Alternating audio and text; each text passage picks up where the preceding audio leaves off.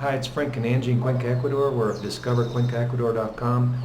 You know, we're a frugal family that lives in Ecuador on a local level, and we write about all our experiences and how to do that, and different perspectives on how to live frugally, and not just American frugal, but on a local level.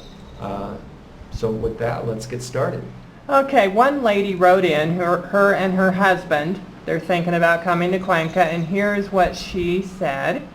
It is a sad day when you're seriously considering leaving what once was the greatest country in the world.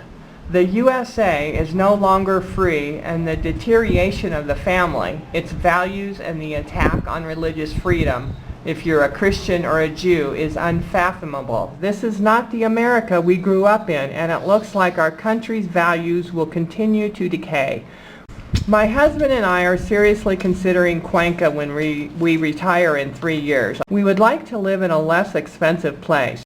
We are not looking to live in gringo land. It's better to live among the locals. We already know how to bargain and do so if we can. We just want it to be a permanent move. How long do you and your family plan on staying in Ecuador? I follow several blogs. It seems all of a sudden they are moving back to the States or Canada. I find that distressing. I don't know if you can answer anything here, but if you can, we would appreciate it. Thank you. The other thing about the other bloggers,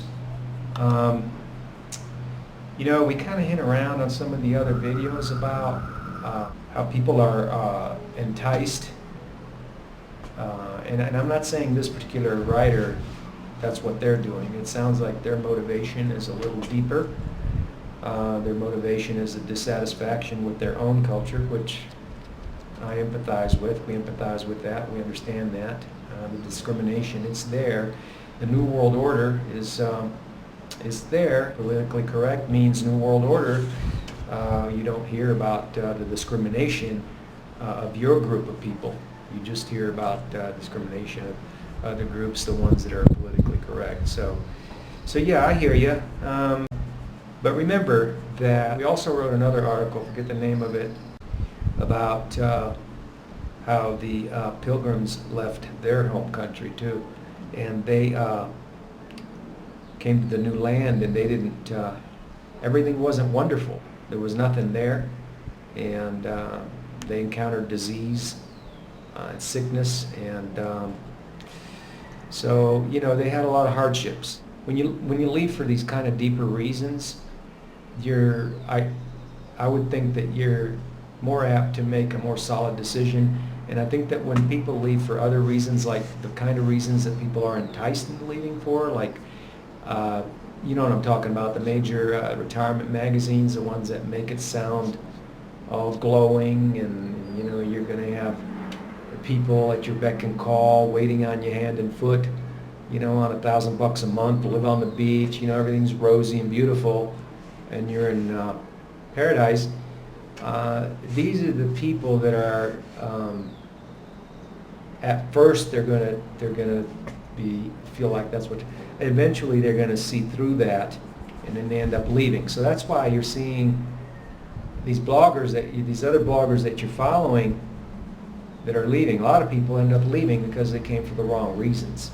They were enticed into coming for the wrong reasons, and then after they're through with the honeymoon phase, and you know, like you look at us, I mean, you know, we brought our family, so, you know, we're here as a family. A lot of people retiring abroad, they don't understand, they don't think it through, or they're just looking at one thing, you know, one aspect of it,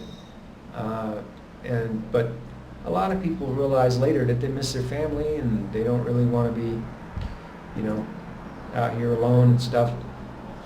Everything's so different. Everybody's so different. People are different. You know, everything's different. So yeah, we've got our family, and so we're firmly planted. And that brings me to the other question: staying in Ecuador. Well, we're firmly planted, but we also realize that we don't know the future. We can't know the future, so we also promote good health abroad. And how that fits into this conversation is that you know, we might live another 50 years. That's a long time, you know.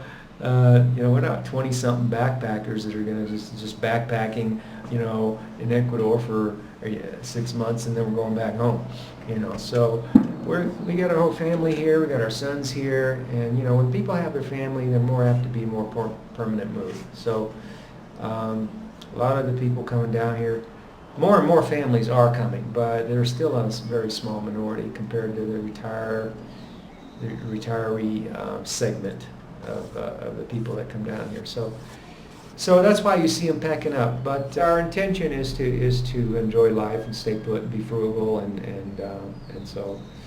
But we already made a video about that. I can see how somebody might get discouraged if they're reading these blogs and they see people packing. But you need to understand who you're following and who you got to get to know them better, because a lot of people, especially in retirement community, a lot of people in retirement community decide to blog. Anybody can blog now, and it's a two-edged sword, because on the one side it's liberating and it's freedom and anybody can do it, and that's great. But on the other side, you got to kind of weed through all the, like you said, all the people that are packing up and leaving. So, you know, what are you really following? And because we got our family, so we don't have any reason to go back. And on top of that, as she said, the values they once held are no longer, you know, they're now despised, really. The values they once held are now despised in America. Family values are under attack. Christianity, the things that... That's why we chose Ecuador. The things that build up a society are crumbling because of certain groups that come to power. Now, they, whatever it is happening, it's happening. And one response is to move. You know, if your surroundings become inhospitable, you can move. But when you move, this is what our blog's about, it's not all roses. And there's a lot of people want you to think it's all roses because they have vested interests, they have things they want to sell you. And that's standard procedure in the world. You know, there's always people that want to sell you stuff. I mean, when you watch Andy Griffith, there's always snake oil salesmen coming to town, you know, and then good old Andy finally confronts them and then they leave. So, but yeah, nobody confronts them, they stick around, okay? So, and I'm not saying confront, and I'm saying confront in the sense that to expose the truth. And that's what we like to do. We like to expose the truth and let people understand what they're really getting into, because one of the things is that you get into when you move abroad is that you really, it's almost like you're looking through a looking glass and all you're seeing is what you're being told. You don't really see until you get there. And so that's why it's important for blogs like ours to exist, because well, and it's not just us saying that. Lots of people write in, well, like this lady, keep the blogs coming, and they want to hear this stuff and they want to know this stuff. So yeah, I would have wanted to know a lot of things. So, and I'm a inquiring mind myself. I'm an inquiring mind. I always want to know everything, and so I think there a lot of other people want to know a lot of things too. So everything, but so yeah, keep reading the blog. Discover CuencaEcuador.com. Discover Panama. Somebody asked about Discover Cuba, but you know, our resources are limited. We are frugal. We do live local. We do a little bit of traveling. We do have a budget for that, but you know, if people are interested in what we do for other areas, I don't know whether there's enough interest in maybe pledging some kind of a pledge where you show an interest in a particular guide, and if we get enough people, maybe we could do a prepayment for the guide, and then that would finance a trip, and then we could get it done.